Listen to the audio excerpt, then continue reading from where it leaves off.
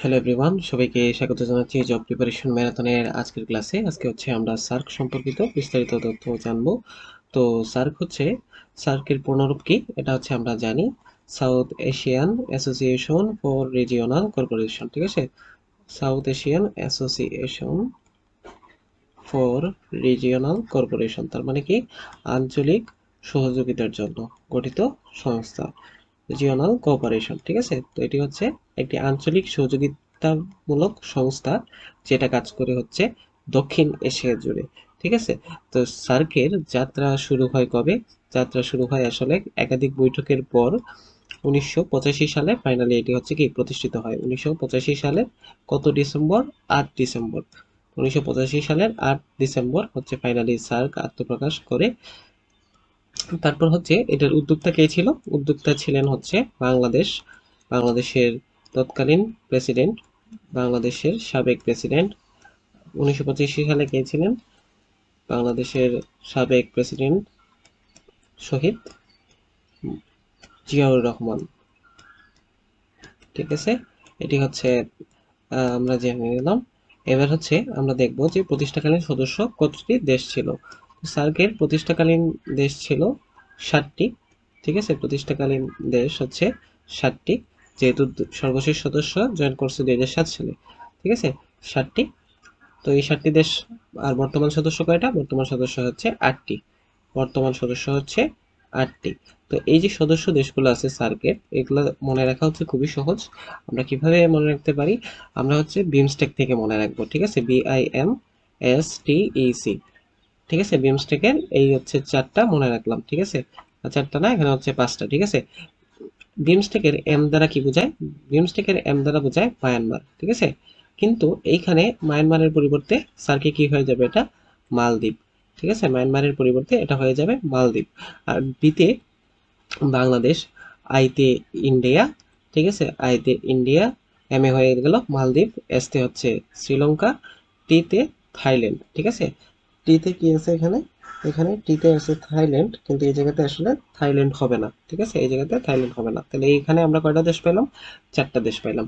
এখন সার্কের মধ্যে কে আছে?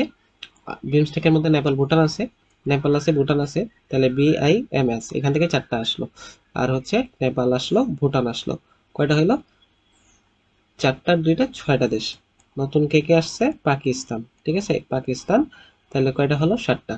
তাহলে বিমস্টেকে কিন্তু পাকিস্তান নাই, কিন্তু সার্কে কে আছে? পাকিস্তান আছে। তাহলে BIMS এর এমটা হচ্ছে মালদ্বীপ। তাহলে এখানে আমরা 4টা দেশ পাইলাম। ঠিক আছে, এখানে আমরা 4টা দেশ পেয়ে গেলাম। আর এই পাশে নেপাল ভুটান তো এখানেও আছে, এখানেও আছে। ঠিক আছে, তাহলে 4টার 2টা, 6টা, পাকিস্তান যোগ করলে 7টা। আর সর্বশেষ সদস্যকে? সর্বশেষ সদস্য হচ্ছে আফগানিস্তান।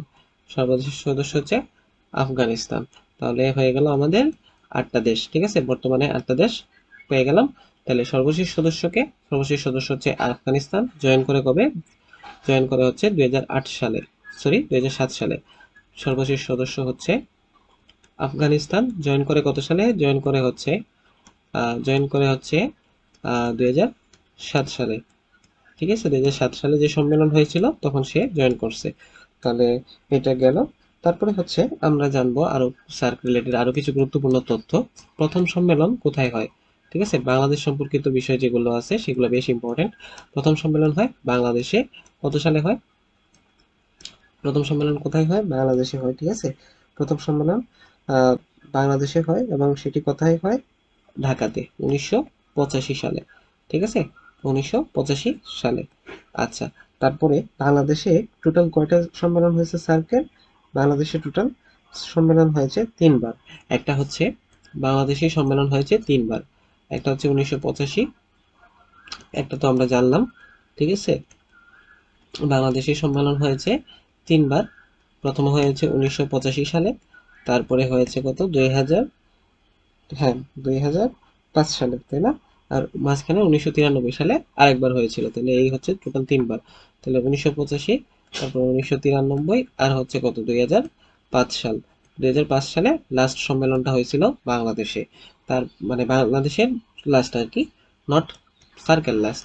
ঠিক আছে, এবার হচ্ছে সার্কের যে লাস্ট সম্মেলন হয়েছিল সেটি কোথায় হয়েছিল? সেটা হয়েছিল নেপালের কাঠমান্ডুতে। ঠিক আছে, সার্কের সর্বশেষ সম্মেলন কবে হয়েছিল? সার্কের সর্বশেষ সম্মেলন হচ্ছে নেপালের কাঠমান্ডুতে হয়েছিল, নেপালের কাঠমান্ডুতে। সেটা কত সালে হয়েছিল? 2014 সালে, 2014 সালে, ঠিক আছে, 2014 সালে। সার্কের সম্মেলন কত সালে হয়েছিল? 2014 সালে হয়েছিল। কোথায়? নেপালের কাঠমান্ডুতে। এটা কত সম্মেলন ছিল? এটা ছিল 18তম সম্মেলন, ঠিক আছে। এটি কততম সম্মেলন ছিল? এটি ছিল হচ্ছে 18তম সম্মেলন, ঠিক আছে। সভাপতি ছিলেন সুশীল কৈরালা, ঠিক আছে। এখন আমরা দেখব সভাপতি। এবার দেখব সার্কের প্রথম মহাসচিব কে ছিলেন, ঠিক আছে, মহাসচিব। সার্কের প্রথম মহাসচিব ছিলেন হচ্ছে মোহাম্মদ আবুল হাসান, ঠিক আছে, উনি ছিলেন বাংলাদেশী। আবুল হাসান, উনি হচ্ছেন আমাদের বাংলাদেশ থেকে ছিলেন। তারপরে বর্তমান যিনি মহাসচিব, তিনি হচ্ছেন কোন দেশের? তিনি হচ্ছেন গোলাম সারওয়ার, ঠিক আছে, গোলাম সারওয়ার। তিনি হচ্ছেন 15তম, তিনি হচ্ছেন 15তম সচিব, ঠিক আছে। তিনি হচ্ছেন 15তম মহাসচিব। এবং তিনি কোন দেশের? তিনি হচ্ছেন বাংলাদেশের, ঠিক আছে, উনি থার্ড বাংলাদেশি। ওকে। তারপরে হচ্ছে আমাদের স্যারকে আরো কিছু তথ্য জানতে হবে যেগুলো পরীক্ষায় আসে। সার্কের ভাষা কয়টি? সার্কের ভাষা হচ্ছে 10টি, ঠিক আছে। সার্কের ভাষা কয়টি? ভাষা হচ্ছে 10টি। তবে অফিসিয়াল ল্যাঙ্গুয়েজ কি? অফিসিয়াল ল্যাঙ্গুয়েজ কিন্তু ইংরেজিই হবে, তাই না? অফিসিয়াল হচ্ছে ইংলিশ, হচ্ছে অফিসিয়াল ল্যাঙ্গুয়েজ, ঠিক আছে। তারপরে সার্ক থেকে যে প্রশ্নটা আসে সেটা হচ্ছে পর্যবেক্ষক কয়টি? তো সার্কের পর্যবেক্ষক হচ্ছে 9টি, তার মধ্যে একটি হচ্ছে সংস্থা, ঠিক আছে, একটি হচ্ছে সংস্থা। এবং সেই সংস্থাটা কি বলেন তো? ইউরোপীয় ইউনিয়ন। এই পর্যবেক্ষকের মধ্যে নাই কারা কারা, ঠিক আছে, নেই কারা কারা, সেটা হচ্ছে পরীক্ষায় আসে। যেমন এখানে উল্লেখযোগ্য কান্ট্রিদের মধ্যে যুক্তরাজ্য হচ্ছে নাই, ঠিক আছে, যুক্তরাজ্য নাই। তারপরে কে নাই? রাশিয়া কিন্তু নেই, ঠিক আছে, যুক্তরাজ্য নেই, রাশিয়া কিন্তু নেই। আছে কে? চীন আছে, জাপান আছে। তারপরে কে আছে? তারপরে হচ্ছে চীন জাপান ছাড়া কে আছে? দক্ষিণ কোরিয়া আছে, মিয়ানমার আছে, অস্ট্রেলিয়া আছে, তাই না? তারপরে মরিশাস আছে। আফ্রিকান কান্ট্রিদের মধ্যে কে আছে? মরিশাস আছে। এবং ইরানও আছে, ঠিক আছে, পর্যবেক্ষক কান্ট্রিদের মধ্যে ইরান কিন্তু আছে। আফ্রিকান কান্ট্রির মধ্যে আছে, আফ্রিকান কান্ট্রি হিসাবে আছে, আফ্রিকান কান্ট্রি হিসাবে পর্যবেক্ষকের মধ্যে কে স্থান করে নিয়েছে? সেটা হচ্ছে মরিশাস, ঠিক আছে। এটা কিন্তু একবার পরীক্ষায় আসছে যে আফ্রিকান কান্ট্রিদের মধ্যে পর্যবেক্ষক কারা ছিল, ঠিক আছে। তারপরে আমাদের যেটা জানতে হবে সেটা হচ্ছে সার্কের বিভিন্ন আঞ্চলিক কেন্দ্র কোথায় অবস্থিত সেটা নিয়ে, ঠিক আছে। তো তার আগে আমরা সদর দপ্তরটা কোথায় সেটা জেনে নিই। সার্কের সদর দপ্তর কোথায়? সার্কের সদর দপ্তর হচ্ছে নেপালের কাঠমান্ডুতে, ঠিক আছে, নেপালের কাঠমান্ডুতে, ঠিক আছে, মন্ডুতে হচ্ছে সার্কের সদর দপ্তর। তারপরে হচ্ছে সার্কের আঞ্চলিক কেন্দ্র কয়টি? সার্কের আঞ্চলিক কেন্দ্র একসময় অনেকগুলো থাকলেও সর্বশেষ হচ্ছে কি কয়েকটা কেন্দ্রকে কি করা হয়েছে? একটা সেন্টারের আওতায় নিয়ে আসা হয়েছে, ঠিক আছে। তাহলে এখন বর্তমানে সার্কের যে ওয়েবসাইট, সেই ওয়েবসাইট অনুযায়ী 5টি কেন্দ্র দেখা যায়, ঠিক আছে। 5টি কেন্দ্রের মধ্যে কৃষি কেন্দ্র কোথায় অবস্থিত? কৃষি কেন্দ্র হচ্ছে কৃষি সংক্রান্ত যে কেন্দ্র সেটা কোথায় অবস্থিত? সেটা হচ্ছে বাংলাদেশে, ঠিক আছে, সেটা হচ্ছে বাংলাদেশে।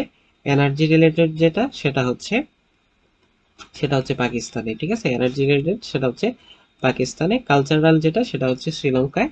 এবং যেটা ডিজাস্টার রিলেটেড সেটা হচ্ছে ভারতে। তো সার্কের বিশ্ববিদ্যালয় কোথায় অবস্থিত? ঠিক আছে, সার্ক বিশ্ববিদ্যালয় কোথায় অবস্থিত? সার্ক বিশ্ববিদ্যালয় হচ্ছে ভারতের নয়াদিল্লিতে অবস্থিত, ভারতের নিউ দিল্লি, ঠিক আছে, ভারতের কোথায়? নিউ দিল্লিতে অবস্থিত। সার্কের সদর দপ্তর, সার্কের ভার্সিটি, ঠিক আছে, সার্ক ইউনিভার্সিটি যেটা সেটা নিউ দিল্লিতে অবস্থিত। ওকে। তারপরে হচ্ছে আমাদের যেটা জানতে হবে সেটা হচ্ছে স্যার কি নিয়ে আলোচনা করে না? স্যার কিন্তু দ্বিপাক্ষিক বিষয় নিয়ে আলোচনা করে না, ঠিক আছে, দ্বিপাক্ষিক বিষয় নিয়ে আলোচনা করে না, দ্বিপাক্ষিক বিষয় নিয়ে কিন্তু নো আলোচনা, ঠিক আছে, নো আলোচনা। তার মানে স্যার হচ্ছে দ্বিপাক্ষিক বিষয় নিয়ে আলোচনা করে না। এবং স্যারকে কোনো কিছু গৃহীত হয় 100% ভোটের মাধ্যমে, ঠিক আছে, কোনো কিছু গৃহীত হয় কিভাবে? সবাই একমত হইতে হয় 100% ভোটে, ঠিক আছে। তো সার্কেট এটা হচ্ছে আরেকটা অ্যাসপেক্ট।